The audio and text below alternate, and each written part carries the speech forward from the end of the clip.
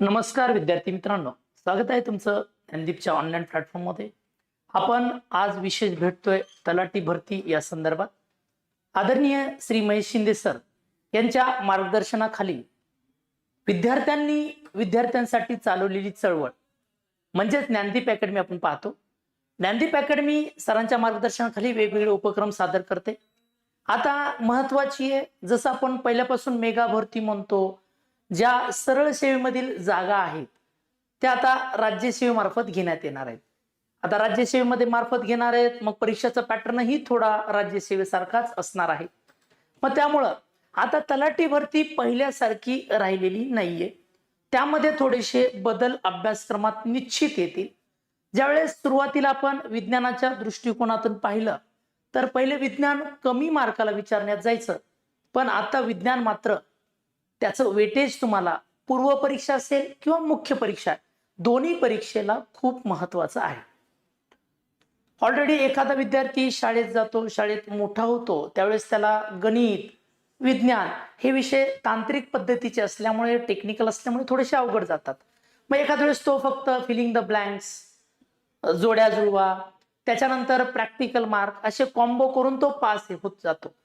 त्याला सतत त्याचे कन्सेप्च्युअल लर्निंग नसल्यामुळे, म्हणजे संकल्पना आधारित त्याला विश्लेषणात्मक आपले विज्ञान कळून न आल्यामुळे त्याला थोडंसं त्या विषयाचं गांभीर्य राहत नाही. आणि नंतर पुढच्या काळामध्ये त्याला लक्षात येतं की कालांतराने आपण मोठे झालो आणि वेगवेगळ्या परीक्षा द्यायच्या, तर तिथं विज्ञान महत्वाचं आहे. मग आता विज्ञान पहिले कसं होतं की 10वी पर्यंत विचारलं जायचं, टेक्स्टबुक मधून विचारलं जायचं, स्टेट बोर्ड असेल किंवा एनसीईआरटी असेल. पण आता विज्ञानाचं बदलतं स्वरूप पाहता, येणाऱ्या प्रश्नांची कुवत पाहता आपल्याला 11वी 12वीचा डाटा किंवा कन्सेप्ट हेही माहिती असणं गरजेचं आहे. पण सर आता मग मी काही 6वी ते 12वी पर्यंत पूर्णपणे अभ्यास करू का विज्ञानाचा? मला एक तर वेळ कमी आहे, मला व्हायचं काय तलाठी, आणि तलाठी होण्यासाठी मी एवढं वाचत गेल्यानंतर वेळ कसा पुढे? निश्चित तुम्हाला तयारी तर करावं लागेल, पण घाबरून जायची गरज नाही. जे तुम्हाला 6वी ते 12वी सगळा डोंगर आहे, तो डोंगर पोखरून आम्ही त्याचे आपल्याला काय केलेली आहे, आकृती केलेली आहे आणि त्याचा सिलेबस एका कंटेंट मध्ये छानपैकी ठेवलेला आहे. मग त्याच पद्धतीने आपण इथं शिकणार आहोत. मित्रो लक्षात घ्या, सगळ्यात महत्वाचं आहे, तुम्हाला जर एमपीएससी मधील परीक्षा पास करायची आहे तर तुम्हाला तांत्रिक विषय म्हणजेच आपला सामान्य विज्ञान असेल तो चांगल्या पद्धतीनं तयारी करणं गरजेचं आहे, कारण की तो डिसिजन मेकिंग ठरतो. बरेच जण निगेटिव्हिटी पसरवतात की विज्ञान अवघड असतं, किती केले येत नाही. विसरून जा, लोकांकडे लक्ष देऊ नका. तुम्हाला निश्चित आतापर्यंत 2012 पासून 2026 पर्यंत जे जे प्रश्न आलेले आहेत त्या प्रश्नाच्या संदर्भावरनं आपण सिलेबस बनवलेला असतो आणि तोच सिलेबस आपण काय करतो इथे फॉलो करणार आहोत. बरं, हे झालं, आपल्याला पार्श्वभूमी सांगितली की आपल्याला काय करायचंय. तत्पूर्वी मी तुम्हाला आपण जी तलाठी भरतीची बॅच आहे त्यामध्ये आपण तुम्हाला बॅचचं स्वरूप सांगणार आहे. आता सगळ्यात पहिले महत्वाचं काय आहे, ही बॅच जी असणार आहे यामध्ये लक्षात घ्यायचंय, या बॅच मध्ये आपल्याला महत्वपूर्ण काय आहे ते लक्षात घेऊया. या बॅच मध्ये शिकण्यासारख्या गोष्टी काय, तर सगळ्यात पहिले लाईव्ह, ही बॅच लाईव्ह प्लस रेकॉर्डेड स्वरूपाची आहे. म्हणजे इथे लाईव्ह लेक्चर्स होतील, ज्यावेळेस तुम्ही त्या रिअल टाइम मध्ये इथं पाहू शकता. तुमच्या क्वेरीज कमेंट मध्ये पाठवून तुम्ही तिथेही सॉल्व्ह करू शकता, किंवा बऱ्याच वेळेस गृहिणी आहे त्या वेळामध्ये तिला पॉसिबल नाहीये की लाईव्ह बॅच करावी, तर तिला रेकॉर्डेड बॅच सुद्धा इथे अवेलेबल आहे. मग त्याचबरोबर कोणी वर्किंग आहे, त्याला कामावरती जाऊन करायचंय, तर मग एखाद्या वेळेस त्या टाइम मध्ये करणं होतं, तर रेकॉर्डेड स्वरूप सुद्धा या बॅचचं असणार आहे. आता महत्वपूर्ण त्या बॅच मध्ये आणखीन काय आपल्याला लक्षात घ्यायचंय, रेकॉर्डेडचा जो बॅचचा ऍक्सेस आहे तो 1 वर्षासाठी मिळणार आहे. किती? 1 वर्षासाठी. बरं सर, 1 वर्षासाठी ऍक्सेस मिळाला, पण व्ह्यूज किती मिळतील? डोंट वरी, अनलिमिटेड व्ह्यूज तुम्हाला इथं मिळणार आहेत. म्हणजे एका लेक्चरला तुम्ही कितीही वेळेस पाहू शकता, जोपर्यंत तुम्हाला तो कन्सेप्ट कळत नाही किंवा तुम्हाला ते पाठांतर होत नाही तोपर्यंत पाहण्याची मुभा आहे. 1 वर्षासाठी हिची काय आहे, तुम्हाला ऍक्सेस मिळणार आहे. तो अनलिमिटेड स्वरूपाचे व्ह्यूज आहेत. फक्त एकच आहे की सिम कार्ड तिथे चेंज करायचं नाहीये. बरंच तर आता यासोबत आपल्याला आणखी गोष्टी काय मिळणार आहेत, तर आता हे लाईव्ह लेक्चर्स आहेत किती दिवसात राहतील, कारण की परीक्षेचा कालावधी जवळ आलेला आहे. मग किती 25 आपल्याला ऑक्टोबरला एक्झाम आहे, कालावधी कमी आहे, तर मग आपले 70 दिवस हे लाईव्ह लेक्चर चालतील. किती दिवस? 70 दिवस. तो शाहरुख खानचा डायलॉग म्हणजे तसंच 70 मिनिट भगवान भी चाहे तो आपसे छीन नाही सकता. त्याच कन्सेप्ट आपण लक्षात घ्यायचा आहे. 70 दिवसाचे लाईव्ह लेक्चर्स पूर्ण सिलेबसचे, आणि आपल्याला त्यातून आपल्याला तलाठी बॅच कव्हर करायची आहे, त्याच्यात मार्क घ्यायचे आहेत. आता लक्षात घ्या, आता एमपीएससी तुम्हाला तलाठी भरती आली, आनंदच आहे, पण ती अचीव्ह पण करावं लागेल ना. मग त्याच एमपीएससी क्षेत्रामध्ये जे तज्ज्ञ शिक्षक आहेत, आतापर्यंत आपल्या पराकष्टावर प्रयत्नावर विद्यार्थ्यांना मार्गदर्शन करतात, रिझल्ट ओरिएंटेड तुम्हाला काम देतात, तेच इथं शिक्षक तुमच्या पुढे उभे राहणार आहेत तुम्हाला मार्गदर्शन करण्यासाठी. या लाईव्ह बॅचचे हे जास्त महत्व आहे. लक्षात, आता पुढे लक्षात घ्यायचंय. परत जर आपण पुढे विचार केला तर या बॅच सोबत आणखीन तुम्हाला 2012 पासून 2026 पर्यंत जेवढे काही प्रश्न आयोगानं एमपीसीच्या पार्श्वभूमीवर पूर्व कंबाईन गट ब आणि गट क च्या स्वरूपामध्ये तुम्हाला जेवढे प्रश्न विचारलेले आहेत, त्या सगळ्या प्रश्नांचं विश्लेषण करून आपण एक PYQ अनालिसिसची बॅच घेतलेली आहे, आणि ही बॅच रेकॉर्डेड करून ठेवलेली आहे. या बॅचचा ऍक्सेस तुम्हाला कॉम्प्लिमेंटरी मिळेल. म्हणजे विचारतात काय, आता बऱ्याच जणांची गंमत कशी आहे, तलाठी भरतीचा असं मी अभ्यास केला, तुम्ही आता आम्ही स्वतः ज्ञानदीप अकॅडमी तर्फे तलाठी भरतीची बॅच घेतलेली आहे, त्यामध्ये तुम्ही स्वतः योगदान दिले, जॉईन झालेला आहात. त्या विद्यार्थ्यांसाठी सुद्धा इथं आकर्षक ऑफर आहे, त्यांना 50% सवलत आहे या बॅच मध्ये. लक्षात, कारण की पॅटर्न बदललाय, बदलत्या पॅटर्नला आपल्याला समोरे जायचंय, तर आपल्याला इथे लक्षात ठेवायचंय PYQ सुद्धा कळणं गरजेचं आहे. आणि ही PYQ ची बॅच त्याच फीस मध्ये तुम्हाला इन्क्लूड करून देतोय. 2012 ते 2026 पर्यंतचे PYQ याच्यात विश्लेषण. बरं, याच्यात विश्लेषण म्हणजे असं आहे का, प्रश्न वाचला आणि उत्तर सांगितलं आणि झालं जा, नाही. प्रश्न सांगून उत्तर सांगितल्यावर त्याच्या चौकटीमध्ये त्याच्या चारी बाजूने प्रश्नाच्या ऑप्शन कोणकोणते दिलेत त्याची माहिती आणि त्याचं प्रॉपर विश्लेषण त्या बॅच मध्ये दिलेलं आहे. ही एक महत्वाची विशेषता आहे या बॅचची. बघा, सोबत सगळ्या गोष्टी आणि त्या रिझल्टसाठी महत्वाच्या असतात, त्याच गोष्टी आपण कव्हर करतोय. आता पुढे जर पाहिलं तर आपल्याकडे 6 विषयाचे माइंड मॅप्स अवेलेबल आहेत. माइंड मॅप म्हणजे काय, जो कंटेंट आहे, आपल्याला PYQ कळलेत, आयोगानं कंटेंट दिलाय, 6वी ते 12वी जे पुस्तकं आहेत किंवा वेगवेगळे रेफरन्सेस आहेत, त्याच्यातून या PYQ वरनं जे प्रश्न सातत्याने येतात किंवा जो सिलेबस आहे तो ठरवून त्याचं व्यवस्थित आपण काय केलेले, साच्याबद्ध पद्धतीमध्ये मांडले. त्याच्यात ठळक अक्षरं दिलेत, कलरफुल गोष्टी दिलेल्या आहेत, त्याच्यानंतर टेबल्स दिलेत, टी डायग्राम दिले, चार्ट दिलेले आहेत. हे सगळे आपल्याला त्या माइंड मॅप मध्ये आहेत, आणि त्या माइंड मॅपचं आपण व्हिज्युअल जे रेकॉर्डिंग केलेले, म्हणजे तुम्हाला नुसतं पाहत राहायचं जसं की मालिका पाहतोय, आणि आपल्याला आपोआप सिलेबस काय होत जातो तो अवगत होणार आहे. ते सुद्धा म्हणजेच आपल्याला लक्षात घ्यायचंय, माइंड मॅपची जी व्हिडिओ सिरीज आहे त्याचा सुद्धा ऍक्सेस तुम्हाला याच बॅच मध्ये मिळणार आहे. बघा, माइंड मॅपचा व्हिडिओ सिरीजचा ऍक्सेस तुम्हाला याच बॅच मध्ये मिळणार आहे. हे बॅचची विशेषता आहे, लक्षात. आता एवढं सारं आहे, तुम्हाला बऱ्याच वेळेस वाटत असेल, ऑलरेडी तुम्ही ओरिएंटेशन केले, तुम्हाला फीस तर चोरत कळालीच असेल, तरी पण एवढं सगळं देण्यासाठी खूप सारी फीस लागू शकते. पण ज्ञानदीपनं तुमच्यासाठी खास, आणि आपल्यालाही कसे जनसामान्य विद्यार्थ्याला, कारण की विद्यार्थ्यांसाठी चालवली चळवळ, त्यामध्ये प्रत्येकाचा फायदा व्हावा, संस्थेचा सुद्धा गाडा चालावा, या पद्धतीने आपण तिथं केलेलं आहे. आणि फीस खूप कमी आहे, आणि ती फीस आपण ठेवलेली आहे 1999 एवढीच फीस तिथे ठेवलेली आहे. या सगळ्या सुविधा भेटणार आहेत. बरं, आता एवढं झालंय का याच्यात? नाही. आता टेस्ट सिरीज आहे. आतापर्यंत ज्ञानदीपनं जेवढ्या गटच्या गेल्या वर्षी टेस्ट सिरीज घेतल्या त्याचे पेपर सुद्धा तुम्हाला इथं पेपर सुद्धा मिळणार आहेत. कशाचे? टेस्ट सिरीजचे. बरं सर, आता हे पूर्वीचे झाले, आता काही आमच्या टेस्ट सिरीज होतील का? अवश्य. आता जेवढ्या तुमच्या लाईव्ह लेक्चर्स चालू आहेत त्या संदर्भामध्ये सोबतच जेवढ्या आमच्याकडनं पॉसिबल होतील नवीन टेस्ट सिरीज सुद्धा तुम्हाला इथं देण्यात येतील. झालेल्या गेल्या वर्षीच्या टेस्ट सिरीज तर तुम्हाला इथे मिळणार आहेत, पण नवीन टेस्ट सिरीज सुद्धा तुमच्यासाठी इथं अवेलेबल याच कोर्समध्ये असतील. बरं, आता ठीक आहे, एवढं झालं का? तर नाही. आता लक्षात घ्या, सगळ्यात महत्वाचे, सर मी वाचू कुठून, कंटेंट कुठून कव्हर करू, सिलेबस एवढा मोठा आहे, मग मी नुसतं टेक्स्टबुक वाचू का, स्टेट बोर्ड वाचू का? नाही, सगळं डिकोडेड आहे. सगळी मेहनत अगोदर पूर्वीपासून करून झालेली आहे. ज्ञानदीप 15व्या वर्षामध्ये पदार्पण करणार आहे.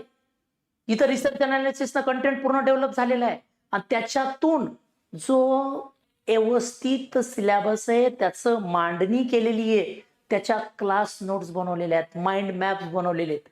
तर ज्या क्लास नोट्स आहेत, कोणत्या क्लास नोट्स, कोणाच्या? ज्ञानदीपच्या प्रत्येक विषयाच्या त्या क्लास नोट्सचा, आता इथे लिहितो मी, क्लास नोट्स आहेत. त्या क्लास नोट्सच्या सॉफ्ट कॉपीच्या PDF तुम्हाला डाउनलोड ही करता येतील. जवळपास ते 1900 पानाच्या आहेत. किती? 1900 प्लस पानांच्या आहेत. त्या PDF डाउनलोड करूनही वाचू शकता. तुम्हाला वाटलं मी याची प्रिंट मारावी तरी प्रिंटही तुम्ही त्याची काढू शकता. या सुद्धा सुविधा तुम्हाला याच बॅच मध्ये देण्यात आलेल्या आहेत. बघा, तुम्हाला खूप सारं पॅकेज आहे आणि फक्त 1999 मध्ये, आणि त्यातही महत्वाचं आहे क्वालिटी. लक्षात, ही झाली क्वांटिटी, क्वालिटी सुद्धा आपल्याला मिळणार आहे.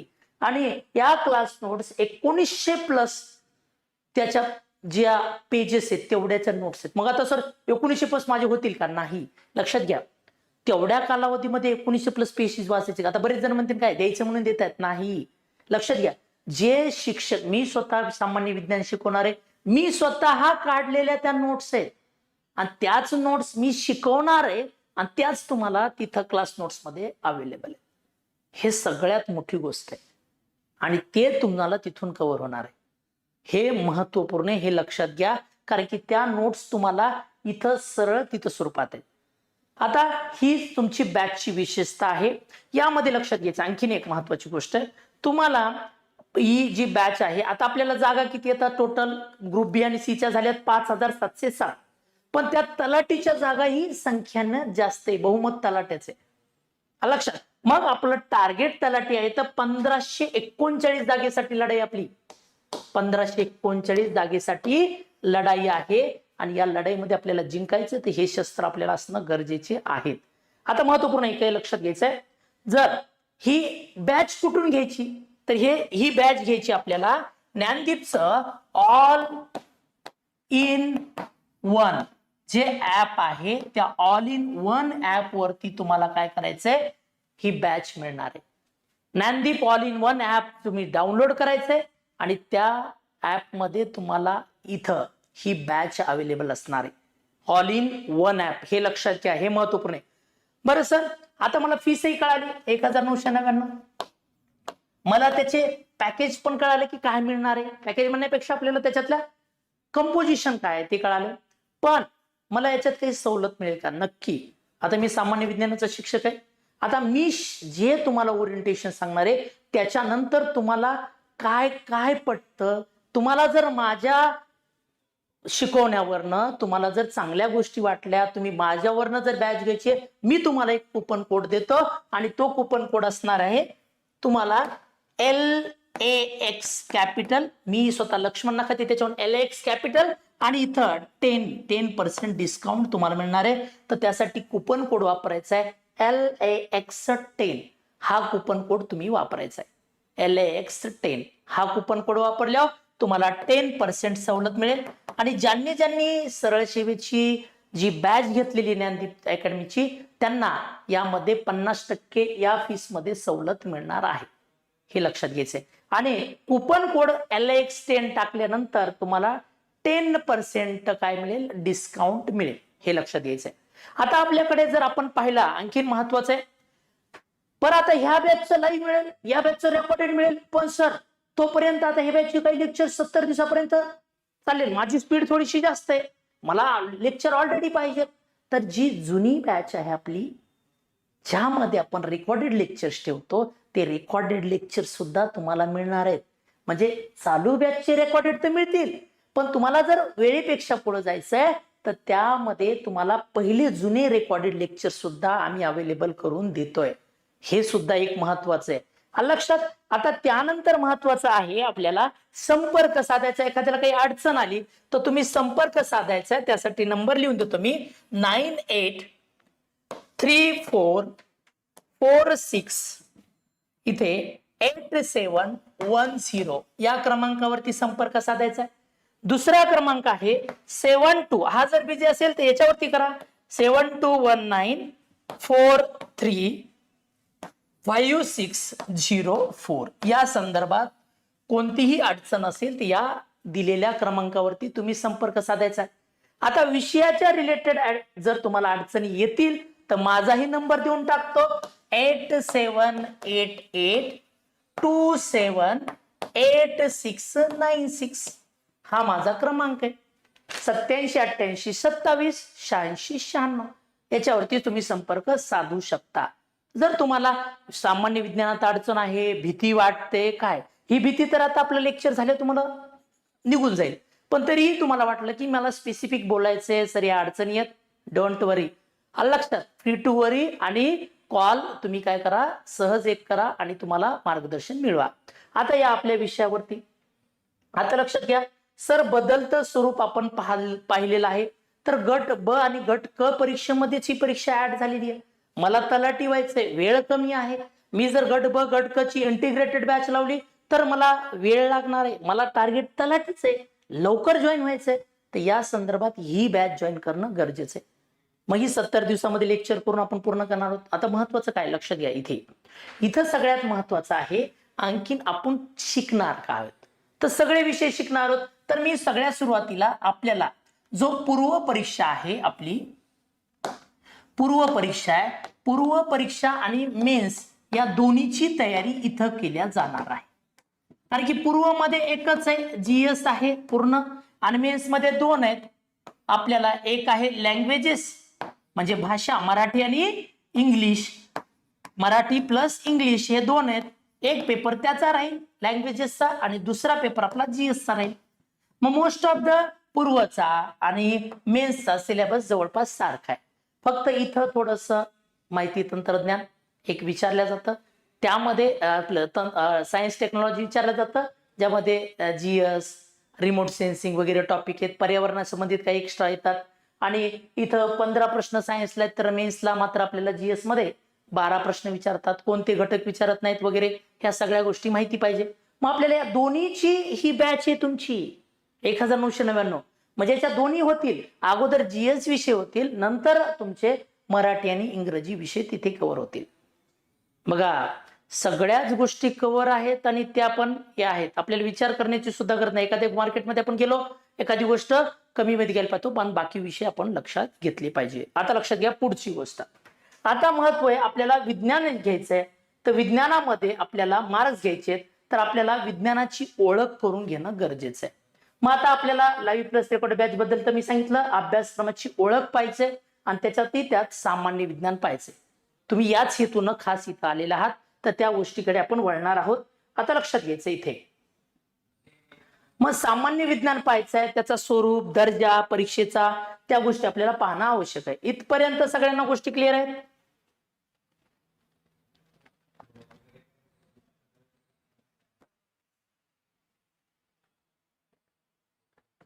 आता लक्षात घ्या, इथे सेपरेट तलाठी बॅच नाहीये. सेपरेट तलाठी का म्हणतो मी, लक्षात घ्यायचंय, आपण ग्रुप बी आणि ग्रुप सी साठी आहे, याच्यात पदही अनेक आहेत, आपण रॉंग वे न घेऊ नका. रॉंग, आता लक्षात घ्यायचं कसं आहे, एखाद्याला तलाठी व्हायचंय, तलाठी होणं याच परीक्षेतून व्हायचंय, 70 दिवस आहेत, 70 दिवस कव्हर करायचे त्याच परीक्षेत. हा, याच्यामध्ये आणखीन पोस्ट भरपूर आहे, याच्यामध्ये महसूल आहे, तुम्हाला वेगवेगळे संवर्ग ऍड झालेले आहेत ग्रुप बी आणि सी मध्ये. ग्रुप बी आणि सी मधल्या तुम्ही अनेक जागासाठी सुद्धा पात्र ठरू शकता, पण आपल्याला आकडा कोणता गाठायचा आहे, तलाठी भरतीचा गाठायचा आहे, तर याच्यामध्ये 70 दिवसाचं प्लॅनिंग आहे आपल्याला सगळ्या गोष्टी. ही बॅच आपल्याला चांगल्या पद्धतीने कव्हर करायची. परसेप्शन कोणी कोणत्या प्रकारे घेऊ द्या, आपल्याला पास व्हायचं आहे, सक्सेस घ्यायचंय, ही जास्त गोष्ट महत्वाची आहे. हे जास्त लक्षात घ्या. आणि ही बॅच पूर्णपणे तीच असणार आहे. ग्रुप बी, ग्रुप सी सगळ्या गोष्टी, पण त्या आहे त्या वेळेत कव्हर करायच्या, ते सक्सेस घ्यायचं आपल्याला. या आपल्या मुद्द्यावर मग आता आपल्याला परीक्षेचं स्वरूप, दर्जा, त्याच्यानंतर मागणी, समाज ग्राह्य धारणा लक्षात घ्यायच्यात. हेच आपल्या इथे थोडस चुकतं. आता इथे लक्षात घ्यायचंय स्वरूप परीक्षेचं कसं आहे. पूर्व आणि मुख्य परीक्षा जे मी आता सांगितलं. दर्जा तुमचा ग्रॅज्युएशन लेवलचा असतो, त्यानुसार प्रश्न विचारले जातात, सिलेबस त्यानुसार ठरतो. त्यानंतर मागणी, डिमांड, काय गरज आहे परीक्षेची, डिमांड काय ती पीवायक्यू लक्षात येते. पीवायक्यूचं प्रॉपर अनालिसिस करून तुम्हाला इथं सिलेबस ठरवलेला असतो. त्यानंतर समाजात ग्राह्य धारणा सुद्धा तुम्हाला तिथे लक्षात आल्या पाहिजे, हे लक्षात घ्यायचं आहे. आता पुढे लक्षात घ्या. आता पात्रता, स्वयं अनुभूती. आता पात्रता काय आपल्याला त्या परीक्षेच्या पात्रतामध्ये तुम्हाला लक्षात येतं. स्वयं अनुभूती म्हणजे स्वतःची तयारी असणं गरजेची आहे, स्वतः पेशन्स ठेवणं गरजेचं आहे, तेवढा सिलेबस कव्हरच करावा लागेल आणि तुम्हाला तयारी करणं आवश्यकच आहे, मेहनत घ्यावी लागेल. सोबतच बौद्धिक क्षमता ही तुमची कंटेंट वरनं वाढत जाणार आहे. एका दिवसात आमूलाग्र बदल होणार नाही, पण वाढत जाणार आहे. त्यानंतर आहे आपण मार्गदर्शन गायडन्स. आपल्याला प्रॉपर मेंटरशिप मिळणं गरजेचं आहे. बऱ्याच वेळेस असं होतं, आपण एखादी बॅच करतो, काही अडचणी आल्या, पुन्हा त्या सॉल्व्ह होत नाहीत. सरळ फोन करायचा, सर ही अडचण आहे, हे मला लक्षात आलं नाही, तुम्ही थोडं सांगा. मग आमच्या वेळेनुसार आम्ही तुम्हाला काय करतो, तिथं मार्गदर्शन करत असतो, ते तुमचं सॉल्व्ह होतं. हे तर इथं लक्षात घ्या पुढे. मग आता यानंतर जर पाहिलं आपण, आपला विषय टोटल किती येतं, 7 विषय आहेत पूर्वच्या दृष्टिकोनातून. आज जीएस पेपर मध्ये त्याच्यामध्ये मेन सोर्स आहे मागील वर्षाचे पेपर. त्यानंतर आयोगाचा अभ्यासक्रम, आयोगाने आपल्याला जो अभ्यासक्रम दिलाय तो. त्याच्यानंतर महत्वाचे संदर्भ पुस्तक सूची. आता एवढाले संदर्भ सूची तर आपण वाचू शकतो, स्टेट बोर्ड सगळे वाचणं, एनसीआरटी वाचणं, लक्षात. मग त्याच्याही मध्ये आपल्याला सगळ्या कंटेंट आपण क्लास नोट्स आणि माइंड मॅप मध्ये केलाय, आणि मी इथं शिकवणार आहे तीही पद्धत सांगणार आहे, आणि सकस ज्या नोट्स आहेत त्या आपल्या क्लास नोट्स असतील त्याच्यामध्ये दिलेल्या आहे. आता पुढे लक्षात घ्यायचंय. आता एमपीएससी गट ब आणि गट क च्या विज्ञानाच्या दृष्टिकोनातून पाहिलं, तत्पूर्वी लक्षात घ्या, आपल्याला टोटल जर आपण विषयाची फोड केली तर आपल्याला जर टेक्निकल दृष्टिकोनातून जर पाहिलं, जे विषय डायनामिक आहेत त्या विषयामध्ये आपल्याला मुख्यतः येतं मॅथ, रिझनिंग, कारण की याला इथं कन्सेप्च्युअल लर्निंग, प्रॅक्टिस ह्या गरजेच्या असतात. मॅथ, रिझनिंग हे जास्त महत्वाचे, बाकी विषय पण महत्वाचे, पण हे थोडेसे आपल्याला सतत सरावावाले विषय आहेत. मॅथ, रिझनिंग आलं त्याच्यामध्ये. त्यानंतर आहे आपलं सायन्स, जनरल सायन्स, सामान्य विज्ञान म्हणतो. आणि त्यानंतर याला आपण गणित आणि इथे तर्कसंगत वगैरे आपण पाहतो, ते पाहतो. जनरल सायन्स आणि शेवट त्याच्यानंतर आपल्याला करंट अफेअर्स. करंट पण डायनेमिक आहे, कधी एका वर्षाचे विचारतील, 2 विषयाचं विचारतील, त्यामुळे आपली याची चांगली तयारी करणं गरजेचे असते. मग आपल्याला या 3 गोष्टी थोड्याशा टेक्निकल स्वरूपात येतात. विज्ञान येतं, विज्ञान पूर्व परीक्षेसाठी 15, तर आपल्याला मेन्स साठी 12 मार्काला विचारण्यात येतं. मग ते कसे कसे विचारतात ते पाहूया आपण, इथे लक्षात घ्या. मग आता विज्ञानातील घटक आणि गुण आपण इथे पाहणार आहोत, ज्यामध्ये जीवशास्त्र, बायोलॉजी 8 गुणांसाठी विचारलं जातं. त्यामध्ये भौतिकशास्त्रासाठी 1 तर 3 किंवा 4 गुणांसाठी विचारलं जाईल, आणि रसायनशास्त्र, केमिस्ट्री 3 किंवा 4 गुणांसाठी विचारल्या जाईल, हे लक्षात घ्यायचंय. क्लिअर आहे. मग आता पुढे लक्षात घ्या. आता आपल्याला प्रामुख्याने महत्वाचे विज्ञानातील घटक आपण पाहिले, बायोलॉजी, पण आता त्याचे घटक कसे तयार होतात हे स्वरूप सुद्धा आपण इथे पाहणार आहोत. क्लिअर आहे का सगळ्यांना? मेन विषयाची संगत लक्षात आली का, की आपल्याला काय करायचंय.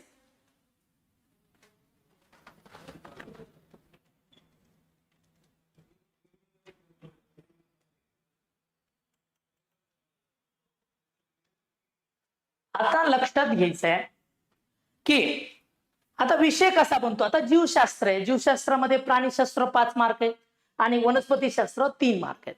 आता प्राणीशास्त्र आपण लक्षात घेतलं तर कसे घ्यायचे ते लक्षात घ्यायचं. आता इथला मुद्दा माझ्याकडनं समजून घ्या. आता आपला जो जीव तयार होतो तो पेशीपासून होतो. कशापासून होतो? पेशीपासून. आता इथे लक्षात घ्या, पेशीपासून जीव तयार होतो. पेशी आपण त्याला सेल म्हणतो. त्याचं अनेक पेशी एकत्र आल्या विशिष्ट आकाराच्या, सारख्या आकाराच्या असतील किंवा विशिष्ट कार्यासाठी एकत्रित असतील तर त्याचं फॉर्मेशन उतीमध्ये होतं. ते उतीमध्ये एकत्रित येतात. म्हणजे अनेक पेशीपासून उती तयार झाल्या, आपण त्याला टिश्यू म्हणतो. आणि उती तयार झाल्याच्या नंतर उती परत ऑर्गनाइज होऊन एक प्रकारे ऑर्गन किंवा अवयव बनवतात. अवयव बनवतात ज्याला आपण ऑर्गन म्हणतो. आणि अवयव वेगवेगळ्या कार्यासाठी, जसे उत्सर्जन असेल, बुद्धिमत्ता आहे तुमची तर ती आपली नर्वस सिस्टीम असेल, याच्या वेगवेगळ्या संस्था तयार होतात. जसं प्रजनन संस्था आहे, त्याच्यानंतर रक्ताभिसरण संस्था, या संस्था तयार होतात. मग याच्यापासून अवयव संस्था निर्मितीला येतील. मग अवयव काय करतं, एक सिस्टमॅटिक काम करतं, त्याला आपण ऑर्गन सिस्टीम असे म्हणतो. आणि ज्या बॉडीमध्ये महत्वाच्या, आपल्या बॉडीमध्ये 7 ऑर्गन सिस्टीम ठरलेल्या आहेत आणि ह्या आपल्याला शिकणं गरजेचे असतात.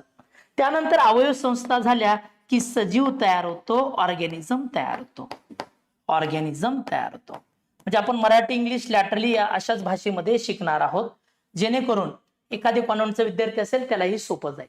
पूर्व सगळ्या परीक्षा, सगळ्या पोस्टसाठी सारखीच आहे, त्याचा सिलेबसही सारखाच आहे. पण त्या सिलेबसमध्ये काय आहे मी ते तुम्हाला सांगण्याचा प्रयत्न करणार आहे. मग आता लक्षात घ्यायचं, हा आपला सिलेबस इथं तयार होणार आहे या चार्ट पासून. आणि इथं सजीव तयार होतो. हे झालं जीवशास्त्राचा सिलेबस, या चार्टवरून भरून दाखवतो. पण सर मला पहिले सांगा, आता हा सिलेबस होईल पण त्याच्या आधी क्लासरूम मध्ये काय शिकवलं जाईल. मग क्लासरूम मध्ये आपण कसं शिकणार आहोत हे लक्ष घ्यायचंय. आता लक्षात घ्या, क्लासरूम मध्ये आपण काय शिकणार आहोत. आता क्लासरूम मध्ये एक सगळ्या सिलेबसची पीपीटी तयार केलेली आहे. पॉवर पॉइंट प्रेझेंटेशन तयार केलेले आहे. त्याच्यामध्ये कलरफुल इमेजेस आहेत, वेगवेगळ्या ठळक अक्षरात दिले, कलर वेगवेगळे वापरलेले आहेत, जे तुम्हाला प्रेझेंट सुरुवातीला वाचताना सुद्धा काय जाईल, कॅची होईल, लगेच लक्षात येईल. अशा पद्धतीने आपण काय केलेले, त्या पीपीटी बनवल्यात. पीपीटी मध्ये तुमचा जो कंटेंट आहे, पीपीटी मध्ये कंटेंट आहे. आता हा कंटेंट जवळपास 150, एका टॉपिकचा 150 स्लाइडचा कंटेंट आहे.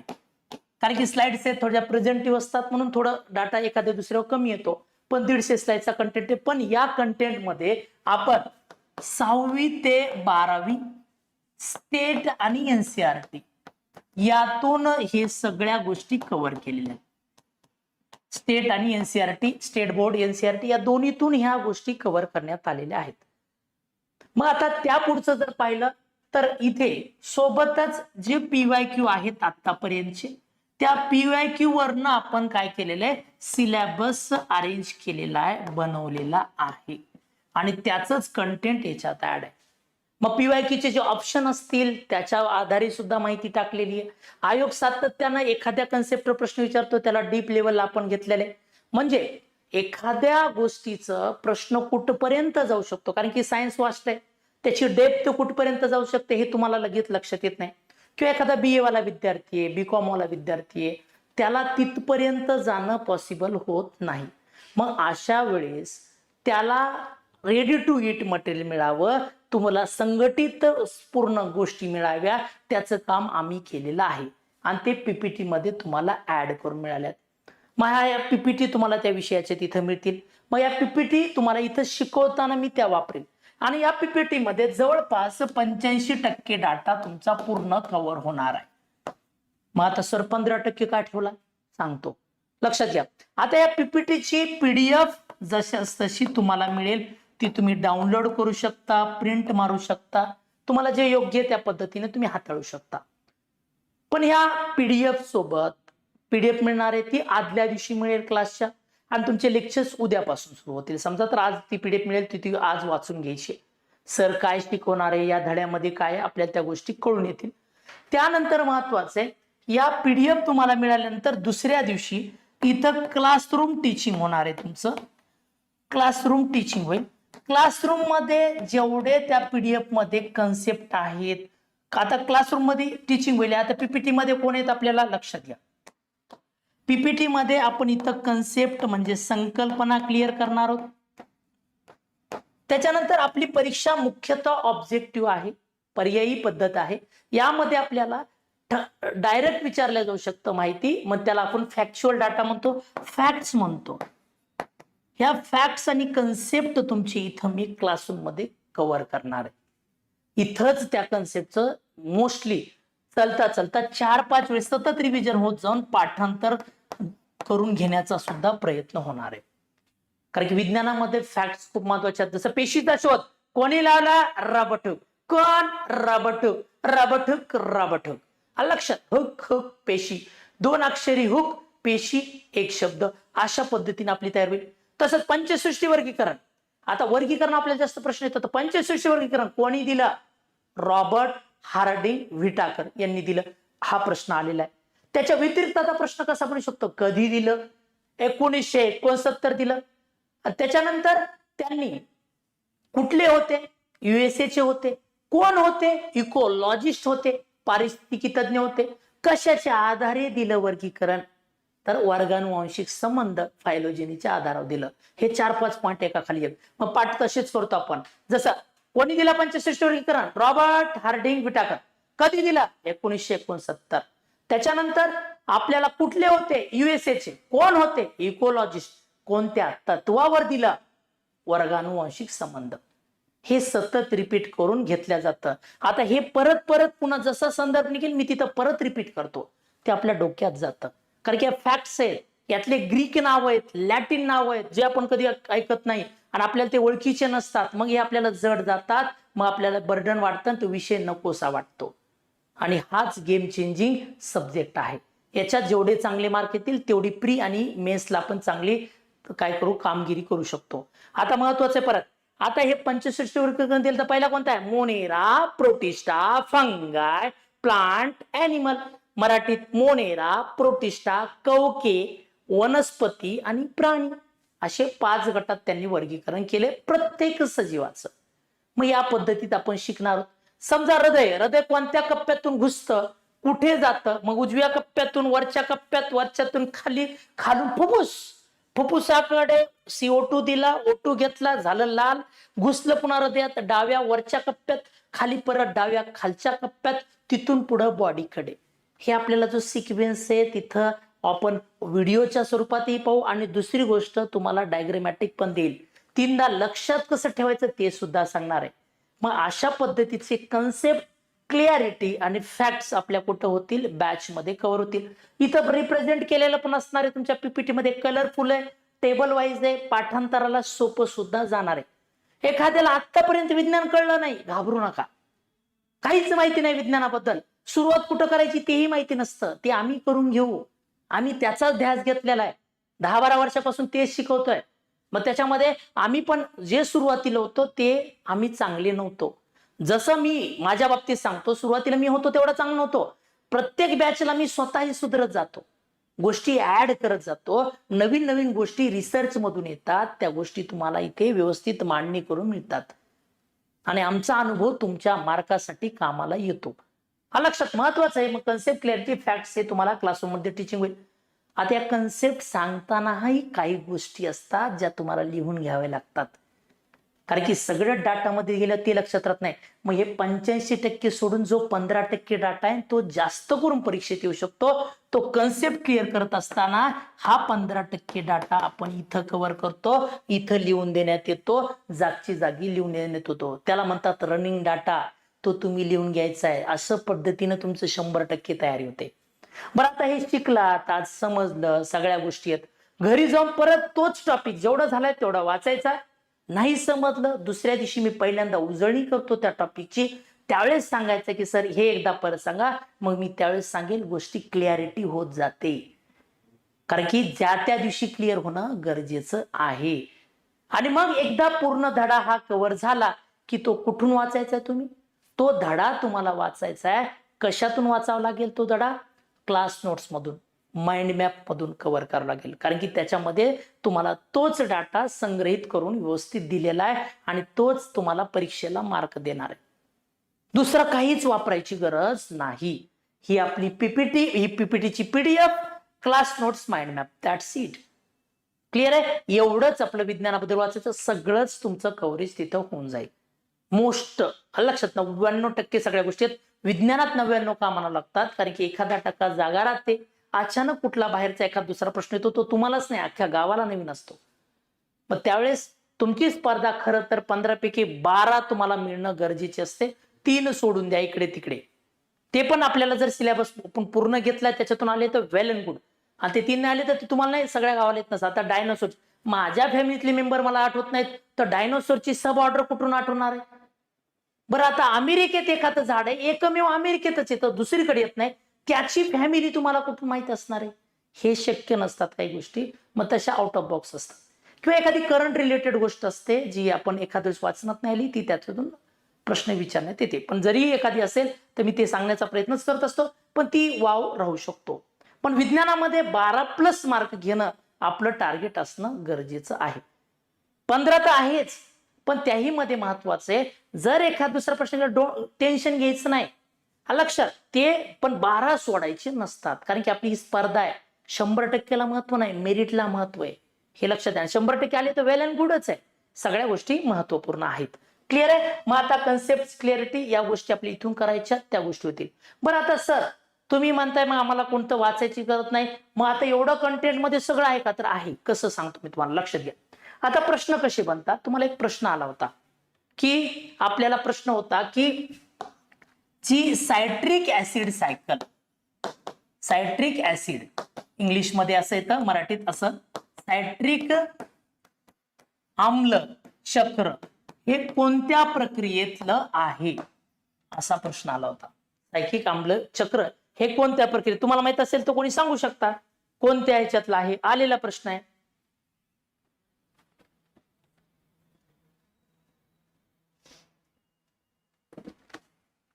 मग आता इथे लक्षात घ्यायचंय, सायट्रिक आम्ल चक्र आपण इथे पाहतोय. सायट्रिक आम्ल चक्राविषयी माहिती घ्यायची आहे, ते कोणत्या प्रक्रियेत. मग आपल्याला 10वीच्या पुस्तकामध्ये ऊर्जा निर्मिती दिले, तिथं आपल्याला श्वसन अभिक्रिया दिली, ज्याला पेशीय श्वसन म्हणतात. म्हणजे आपल्या पेशीला कशाची गरज आहे? आपल्या पेशीला ताकदीची गरज आहे. ते ग्लुकोज खाल्ल्यावर आपण मिळते, ती पोटात ग्लुकोज जातं, रक्तात येतं, पेशीपर्यंत पोहोचतं. पण ग्लुकोज आहे तसं आपल्याला ऊर्जा म्हणून वापरता येत नाही. आपल्या बॉडीमध्ये पेशीला ऊर्जा जी लागते ती एटीपी स्वरूपात लागते, ऍडिनोसिन ट्रायफॉस्फेट. याचा लॉंग फॉर्म सुद्धा परीक्षेत विचारलेला आहे. मग ही आपल्याला कोणापासून मिळते? ग्लुकोज पासून. कोणामध्ये? पेशीमध्ये. मग ग्लुकोज पासून एटीपी तयार होणे, एका ग्लुकोज पासून 38 एटीपी तयार होतात. ही प्रक्रिया म्हणजे पेशीय श्वसन, सेल्युलर रेस्पिरेशन. हे आपल्या पेशीमध्ये चालते. रक्तामार्फत पेशीला ग्लुकोज भेटतं, त्याचं रूपांतर एटीपी होतं आणि एटीपी ऊर्जा म्हणून पेशी वापरते. मग आता याचं रूपांतर याच्यात होणे हे पेशीय श्वसन आहे. याच्या 3 स्टेजेस आहेत. एक पहिली स्टेज बघा, लक्षात घ्यायचंय, पहिली स्टेज आहे तिथं ग्लायकोलायसिस. कोणती आहे? ग्लायकोलायसिस. ही पहिली प्रक्रिया आहे, तुम्हाला 10वीच्या पुस्तकात दिले. दुसरीचं नाव 10वीच्या पुस्तकात तुम्हाला दुसऱ्या प्रक्रियेचं नाव दिले क्रेब चक्र. क्रेब यांनी शोधले म्हणून क्रेब चक्र नाव दिले. त्याला आणखीन दुसरं नाव आहे TCA cycle, try carboxylic acid cycle, एक नाव दिलंय. आणि तिसरं दिलंय इलेक्ट्रॉन हस्तांतरण प्रक्रिया किंवा इलेक्ट्रॉन ट्रान्सपोर्ट सिस्टीम. या 3 स्टेजेस मध्ये होतं.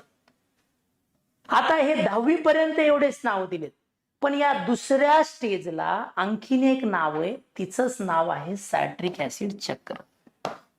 कारण की याच्यात 3 कार्बोक्सिलिक ऍसिड असणारे सबस्ट्रेट असतात, त्यापैकी पहिलं प्रॉडक्ट तयार होतं सायट्रिक ऍसिड, म्हणून तिला सायट्रिक ऍसिड चक्र म्हणतात. हे 10वीत दिलेलं नाहीये, हे 11वीच्या पुस्तकात आहे. आणि हा कंबाईनला प्रश्न विचारण्यात आलेला आहे, राज्यसेवेनं प्रश्न विचारलाय, आयोगानं प्रश्न विचारलाय. मग हा जो टीसीए क्रेब चक्र आहे त्याचंच नाव सायट्रिक ऍसिड सायकल आहे. 10वी पर्यंतचं पुस्तक वाचून होणार नाही, त्याला 11वी-12वीचा कंटेंट सुद्धा माहिती असणं गरजेचं आहे. आणि ते आपल्याला या कंटेंट मध्ये मी मागं सांगितलं त्याच्यात इन्क्लूड केलेलं आहे. जिथं जिथं तुमचा एखाद्या स्वाध्याय मधला प्रश्न आहे, तुम्हाला कचरा व्यवस्थापन धडा आहे, त्या व्यवस्थापनामध्ये 4 कलरच्या पिशव्या दिल्यात आणि यांच्यात कोणकोणता कचरा तिथं टाकतात याच्याविषयी तुम्हाला माहिती संग्रहण करायला सांगितलेली आहे. कोणी? पाठ्यपुस्तकानं. आणि आयोगानं तेच विचारलंय, अनाटॉमिकल वेस्ट म्हणजे जसं कट होतं, एखाद्याचा अंगठा काढतात, हे ते कशात कोणत्या कलरच्या पिशवीत टाकतात, हा प्रश्न तुम्हाला आयोगाने विचारलाय. मग स्वाध्यायमालेतून प्रश्न आहेत, खाली तुम्हाला उपक्रमातून, हे उपक्रम होता त्याच्यातून प्रश्न आहेत, स्वाध्याय उपक्रमातून प्रश्न येतात. या सगळ्याचा कंटेंट एकत्र करून आम्ही तुम्हाला शिकवतो. क्लिअर आहे? आणि हा कंटेंट तुम्हाला इथं घेऊन घेतला जातोय. मग आता तुम्ही 11वीचं पुस्तक वाचू शकता का सगळं? तराटी आपल्याला व्हायचंय किंवा आपल्याला ग्रुप बी आणि सी ची प्री आणि मेन्स पास करायची आहे, त्याच्यासाठी आपण 11वीचा पूर्ण सिलेबस, 12वीचा पूर्ण सिलेबस, वेळ नाहीये. मग ते डिकोडेड स्वरूपात सगळी माहिती इथं घ्यायची आहे. मराठीतून चांगल्या पद्धतीनं समजून मिळते, पाठांतर करून मिळते, कसं लक्षात ठेवायची तीही टेक्निक सांगण्यात येते. मग कशाला दुसऱ्या पराकृष्टा करायच्या? सरळ बॅच जॉईन करायची, शिकून घ्यायचं, मार्क घ्यायचे. इझी मध्ये एक्सप्लेनेशन होऊन जातं. हे तर मी आता सांगितलंय, पण याला सविस्तर पद्धतीने मी तिथे शिकवतो. कसं होतं, कशा पद्धतीने टीपी तयार होतात, हे सगळं ज्ञान तुम्हाला तिथे मिळतं. फक्त एकच गोष्ट आहे, आपल्याला ती हजर राहण्याची. क्लिअर आहे? मग आता हा कंटेंट इथपर्यंत केलाय. आणखीन उदाहरण सांगतो, लक्षात घ्या. आपल्याला 10वीला धातू निष्कर्षण धडा आहे. आता धातू निष्कर्षण धड्यामध्ये धातू निष्कर्षण धडा मेटलर्जी म्हणतो. आता हा धडा तुम्हाला दोन्हीकडे आहे. तुम्हाला एनसीईआरटी मध्ये पण आहे आणि स्टेट बोर्डच्या 10वी मध्ये मराठीमध्ये सुद्धा आहे, दोन्हीकडे आहे. पण यामध्ये एक अपक्षार नसतं. धातू रिएक्टिव्ह आहेत. धातू generally oxygen, sulphur, carbon dioxide याच्यात रिॲक्ट करून कार्बोनेट, सल्फाईड आणि इथे वेगळे कंपाऊंड बनून राहतात. डायरेक्ट सापडत नाहीत, फक्त गोल्ड आणि सिल्वर डायरेक्ट सापडतात, किंवा त्याच्यामध्ये माती वगैरे ऍड असते. मग यांना सेपरेट करायचं ते एक अपक्षालन वगैरे स्टार्टिंगची पद्धत असते, त्याला लिचिंग म्हणतो. आणि या लिचिंग प्रक्रियामध्ये सायनाइड कंपाऊंडचं लिचिंग वापरून कोणत्या धातूचं निष्कर्षण करतात, हा प्रश्न आयोगाने विचारलाय. राज्यसेवेत विचारला. आपल्या इकडं सेम सायन्सला दोन्हीकडे असतं, कंबाईंड राज्यसेवा दोन्ही येतात. मग ते तुम्हाला कुठून येणार? कारण की तो डाटा हे 10वीच्या बोर्डापर्यंत नाहीये. हे तुम्हाला इथं एनसीईआरटीच्या पुस्तकातून विचारलेला आहे. मग तुम्हाला एक्सक्लुझिव्ह एनसीईआरटीत काय हे माहिती नसतं, ते आम्ही करून देणार तुम्हाला माहिती, शिकवताना सांगणार. हे फक्त एनसीईआरटीतच आहे, हे तुम्हाला पाठ करायचंय, याच्यातून मार्ग प्रश्न येईल. मग या पद्धतीने एनसीईआरटीतून तुम्हाला प्रश्न विचारतात. तो सुद्धा कंटेंट ऍड आहे. सायनाइड कंपाऊंड लिचिंग तोच विचारलेला आहे. त्याच्यानंतर आणखीन एक सांगतो मी, एक्सरेचा उपयोग कशासाठी घेतात? क्रिस्टलच्या अभ्यासासाठी. तोही प्रश्न तुम्हाला एनसीईआरटीतून आलाय. त्याच्यानंतर तुम्हाला असं डाल्टनने अणूला, पहिले आता सोडियमला आपण अणू आहे Na लिहितो, हे बर्जेलियस यांनी दिले. पण यालाच आपल्याला 12 मूलद्रव्ये त्यांना संज्ञा दिली. त्या जसं इथे पूर्ण गोल असा काळा केलाय, त्याला कार्बन साठी संज्ञा दिलती. आता हायड्रोजन साठी काय दिलतं? पूर्ण गोल करून टिंब दिलतं. नुसता ऑक्सिजन साठी केलं होतं. सल्फर साठी प्लस केलं होतं, तर सिल्वर साठी एस लिहिलं होतं. फॉस्फरस साठी उलटा वाय घेतला होता, तर प्लॅटिनम साठी पी लिहिलं होतं. अशा संज्ञा 12 संज्ञा, याची माहिती फक्त एनसीईआरटीत आहे. मग आता तुम्ही स्टेट बोर्डचाच अभ्यास केला किंवा एखादं पुस्तक केलं की त्यांनी फक्त काहीच कव्हर केलेलं आहे, सगळ्या गोष्टी केल्या नाहीत आयोगाच्या पॅटर्ननुसार, तर तुमचे मार्क जाऊ शकतात. मग विज्ञानाच्या बाबतीत कंटेंट हा इश्यू असतो, तो तुम्हाला सोडून द्यायचा आहे, टेन्शन घ्यायचं नाही. सगळं मी पुरवणार आहे, सगळ्या गोष्टी इथं येतील, त्याच्यातून कव्हर. गेल्या आता कालच्या मुख्य परीक्षेमध्ये 15 पैकी 14 प्रश्न आपल्या बॅच मधून आले. एक प्रश्न फक्त बाहेरचा गेलेला आहे, तो पण फॅक्ट विचारली होती. क्लिअर आहे? उगाच 15 पैकी 15 किंवा जास्त सांगायची गरज नाही, जे आहेत ते आहेत. मग त्या गोष्टी तुम्हाला या कंटेंट मध्ये मिळणार आहेत. कंटेंट ज्याचा पॉवरफुल त्याला सायन्स मध्ये मार्क येतात. त्याच्यानंतर धातूचे जे मेटलर्जी, मी गेल्या वेळेस पण मॅरेथॉन घेतले होते, त्याच्यात पण धातू आणि धातुकीची लिस्ट दिलती. सांगितलं होतं की कंबाईनला धातू आणि धातुकी येतात, तुम्ही पाठ करा, त्याच्यावर येतो. मिश्र धातू प्रश्न येतो, हे कन्सेप्ट आपल्याला लक्षात आली पाहिजे. मग हा कंटेंट आपण त्याच्यात तसा ओतलाय, एक्सप्लेन करून सुद्धा तसा सांगतो, जिथे ट्रिक्स तयार. जसे की तुम्हाला शेवाळ आहे, ग्रीन शेवाळ, हिरवं शेवाळाचे नाव लक्षात ठेवायचे. युयू रारा, युयू रारा विसीसी, युयू रारा विसीसी, ही झाली ट्रिक. मग याच्यावरनं यू वरनं उल्वा, युलोथ्रिक्स, कारा, स्पायरोगायरा, ओलवॉक्स, क्लॅमिडोमोनास, क्लोरेला, हे असे नावं येतात. मग एवढं लक्षात आलं, कळून जातं. एवढे एक्झाम्पल आपल्याला मोस्ट इम्पॉर्टंट आहेत. मग ते तुम्हाला तिथं पाठ करून ट्रिक वाईज घेतो आपण, म्हणजे जेणेकरून सोयीस्कर होतं. आता आणखी लक्षात घ्या, मी ऑलरेडी नीट वगैरे परीक्षेला शिकवतो, तिकडचा कंटेंट सुद्धा मला माहिती आहे. मग तो तुम्हाला तुमच्या याच्यानुसार, तुमच्या बौद्धिक, तुम्हाला लवकर लक्षात येईल मराठीनुसार त्या पद्धतीने तुम्हाला फीड केला जातो. आणखीन एक महत्वाचं लक्षात घ्या, आता डेंटॅलियम हे 11वीच्या पुस्तकातलं एक्झाम्पल आहे. हे मोलुस्क आहे, आयोगानं कंबाईनलाच विचारलंय डेंटॅलियम, कोणाचं उदाहरण आहे. मृदू काय, प्राणी संघाचे. वर्गीकरण आपल्याला कंपल्सरी प्रश्न आहेत. आता वर तुम्ही 10वी पर्यंत ही एक्झाम्पलच नाही, 10वी पर्यंत पुस्तक वाचलं मार्क घ्यायला झालात, मिळणार नाही. विज्ञान मोठा सब्जेक्ट आहे, त्याच्यामध्ये तुम्हाला खास कंटेंट कोण देतो तेच जास्त महत्वाचं आहे. कंटेंट तुमचा तुम्हाला मार्गदर्शक आहे मुख्यतः, तो तुम्हाला भेटणं गरजेचं आहे आणि त्याच्यातून तुमचं कव्हरेज झालं पाहिजे PYQ रिलेटेड, तरच तुम्ही मार्क तिथे कव्हर करू शकता. हे जास्त महत्वाचं आहे आणि असा कंटेंट तुम्हाला तिथं बॅच मध्ये मिळणार आहे. असे काही भरपूर उदाहरण आहेत माझ्याकडे, पण आता इथं वेळेचं बंधन म्हणून सगळे सांगता येणार नाही. या आपल्या विषयावर मग तुम्हाला कळलं की आपल्याला बॅच मध्ये काय करायचंय. बॅच मध्ये आपल्याला लक्षात घ्यायचं आहे, हे पद्धत राहणार आहे आपली बॅच मधले. PPT PDF क्लासरूम टीचिंग होईल, त्याच्यात कन्सेप्च्युअल लर्निंग होईल, 15% ऍडिशनल डाटा मिळेल, तोच क्लास नोट्स मधून वाचायचा, माइंड मॅप मधून वाचायचा. 30 सर्कल आपल्याला फॉलो करायची आहे. काही अडचणी असेल माझा नंबर दिलेला आहे, त्याच्याशी संपर्क साधायचा. सर मला समजलं नाही, किंवा दुसऱ्या दिवशी आपलं त्याचं मागच्या लेक्चरचं रिव्हिजन होतं, त्यावेळेस सांगायचं की सर एकदा हा मुद्दा परत सांगा, तर त्या गोष्टी तुमच्या क्लिअर होतील. क्लिअर आहे. आता पुढे लक्षात घ्यायचंय. आता त्यानंतर जर पाहिलं आपण तर आपल्या विषयाच्या मुद्द्यावर या. मग आपल्याला विषय, आपण जो चार्ट बनवला होता, सिलेबस काय होतो याच्यातून. मग आता जीवशास्त्राला आपल्याला टोटल किती आहेत, 8 मार्क आहेत. 8 पैकी 5 मार्क कुठं जाणार आहेत, लक्षात घ्यायचे. लक्षात, मग सगळ्यांना व्यवस्थित लक्षात येते का. मग आता लक्षात घ्यायचे की 5, आता पेशी आहे, पेशीमध्ये पेशी व विभाजन, पेशीचं विभाजन, पेशीचं सेल डिव्हिजन आणि सेल, याच्यावरून तुम्हाला एक प्रश्न विचारला जातो प्रामुख्यानं. आता ऊतीमध्ये प्राणी ऊती आणि वनस्पती ऊती, याच्या रिलेटेड तुम्हाला प्रश्न येतो.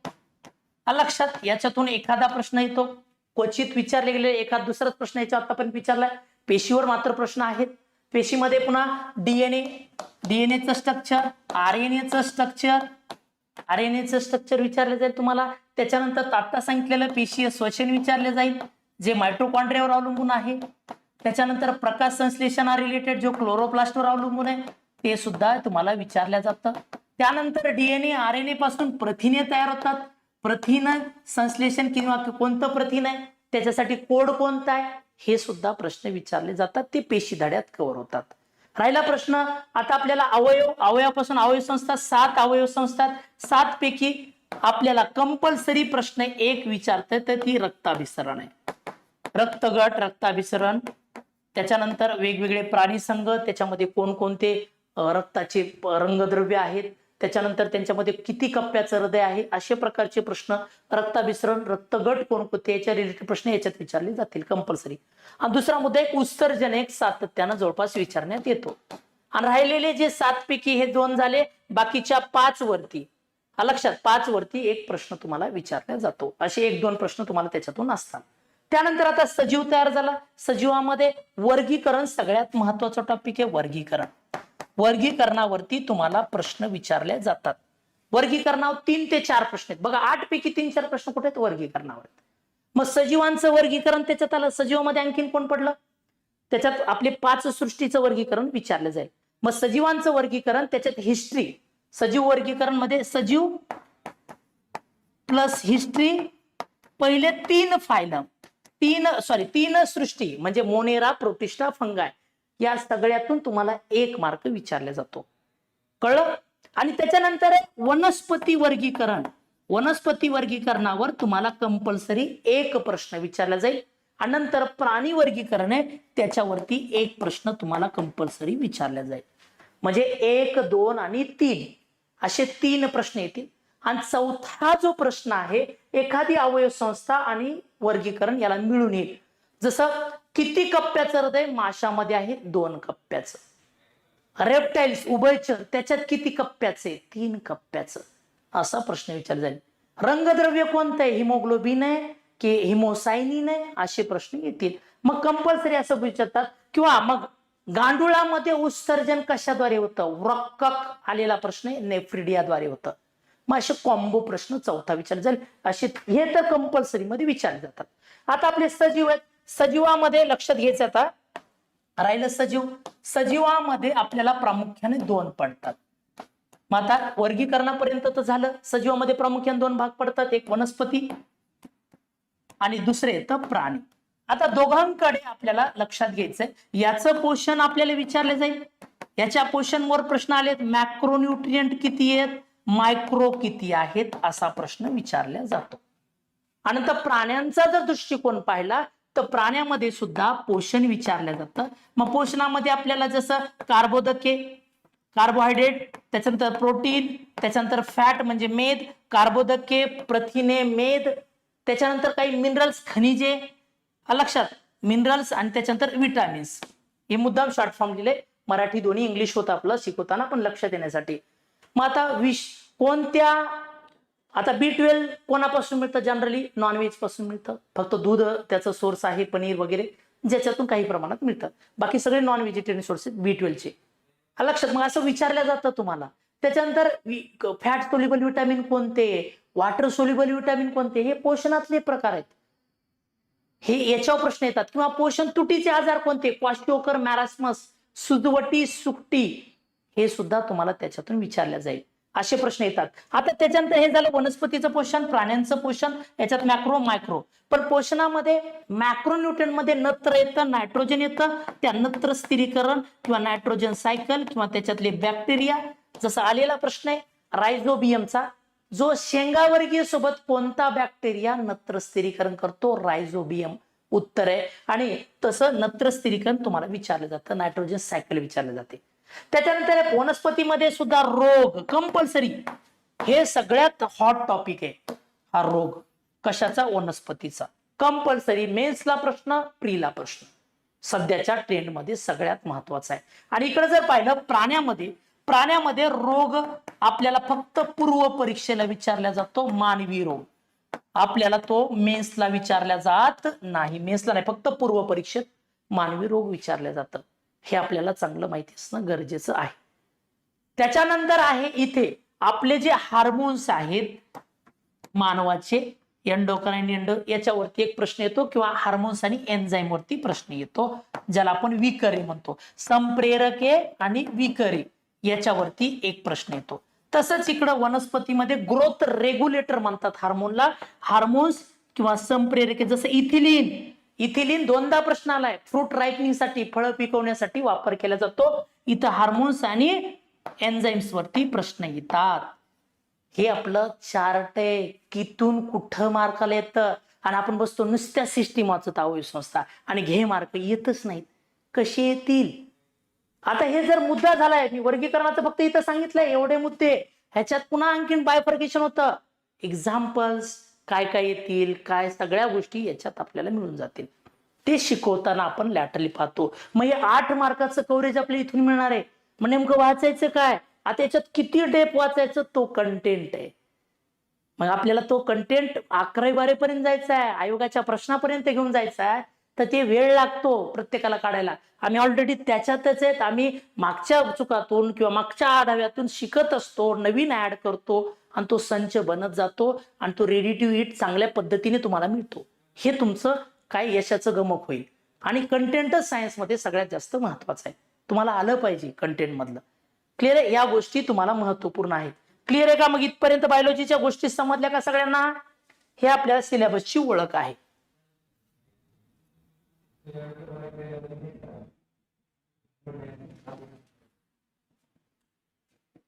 हे लक्षात घ्यायचंय. आता पुढे जर पाहिलं आपण, यानंतर आपण जर पाहणार आहोत, या आणखीन आपल्याला जे सब्जेक्ट आहे,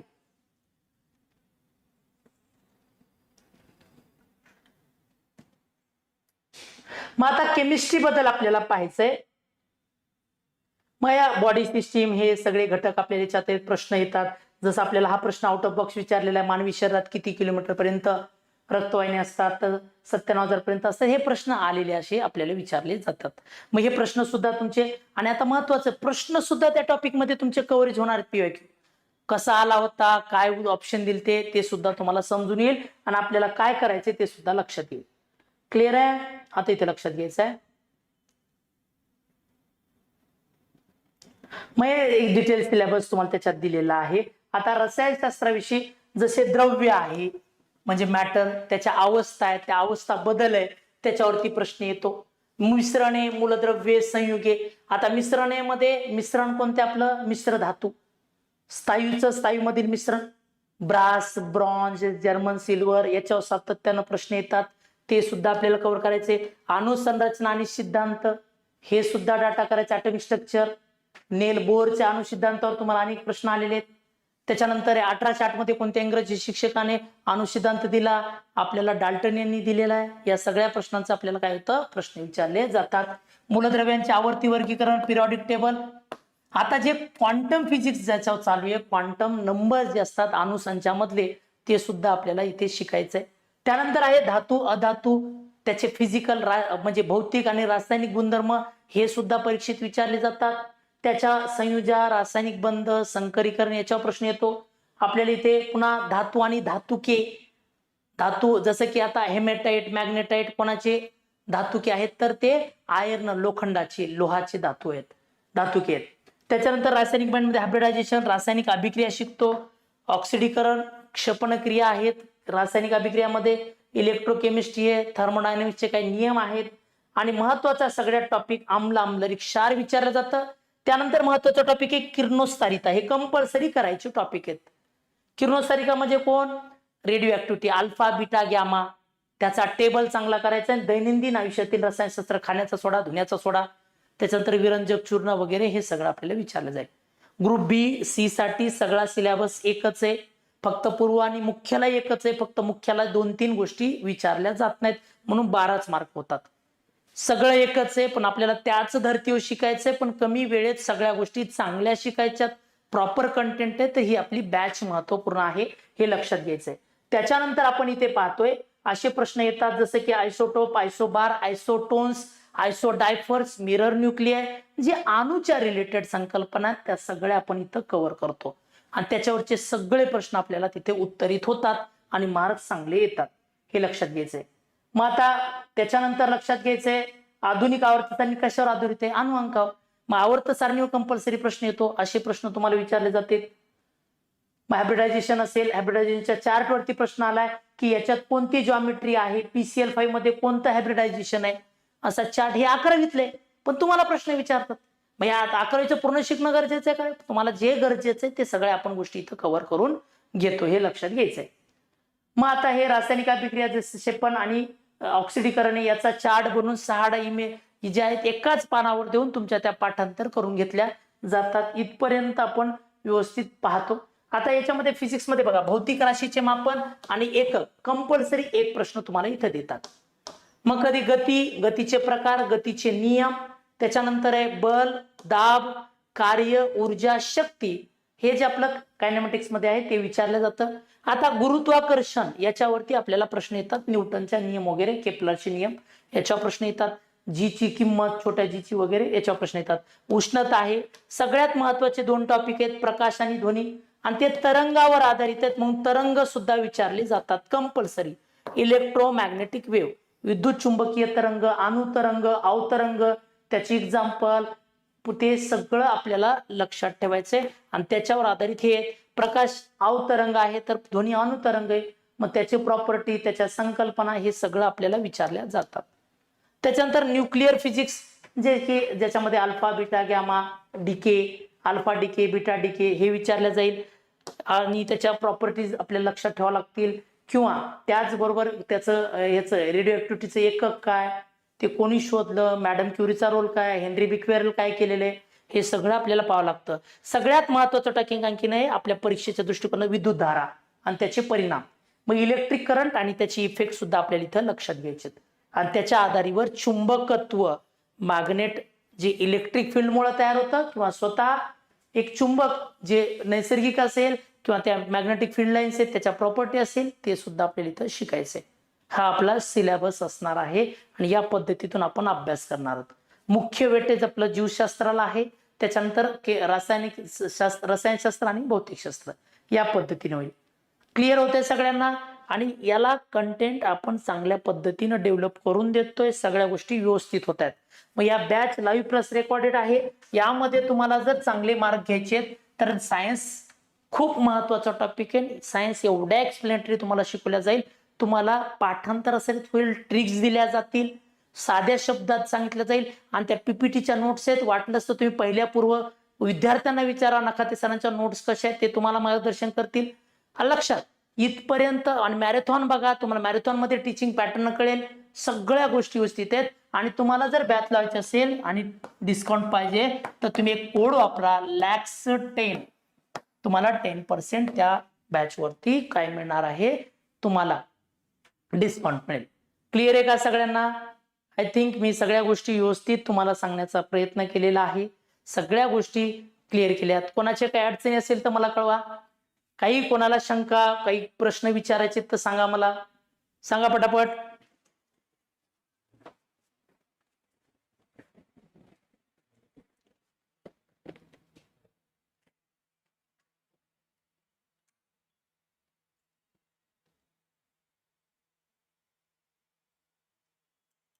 बॅचचे आता ओरिएंटेशन लेक्चर चालू आहेत, लागलीच बॅच सुरू होणार आहे. बॅच तुमची लागलीच सुरू होईल. आता सध्या ओरिएंटेशन लेक्चर्स तुमचे सुरू आहेत. आता ओरिएंटेशन झाले की बॅचला सुरुवात होणार. क्लिअर आहे? तुमच्या सगळ्या विषयांचे ओरिएंटेशन झाले की बॅचला तुमची सुरुवात होईल. आणखीन काही कोणाची अडचण?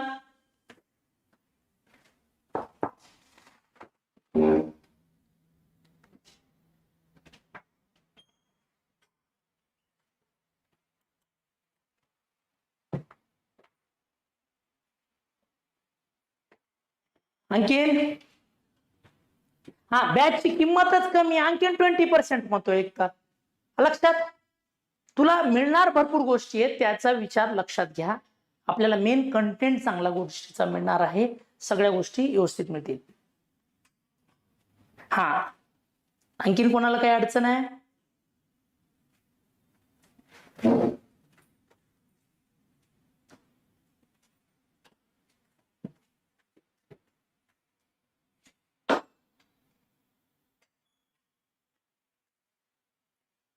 हा, बुक तुम्हाला क्लास नोट्स मी दिलेल्या पीपीटी आणि माइंड मॅप, दुसरं काही बुक घ्यायची गरज सुद्धा नाहीये.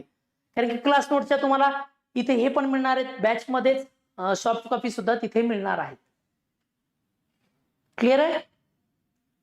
समजते सगळ्यांना? कोणाला काय अडचण आहे की?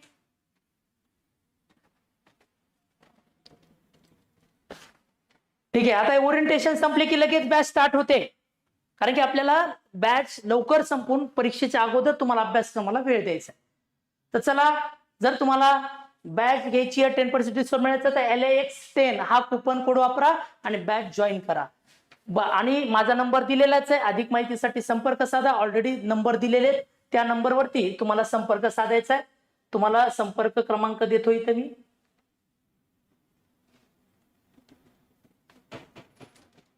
या दिलेल्या नंबरवरती तुम्ही संपर्क करायचा आहे अधिक माहितीसाठी. तोपर्यंत धन्यवाद आणि ज्ञानदीप अकॅडमीशी जुळल्याबद्दल सर्वांचे मी आभार व्यक्त करतो. थँक्यू.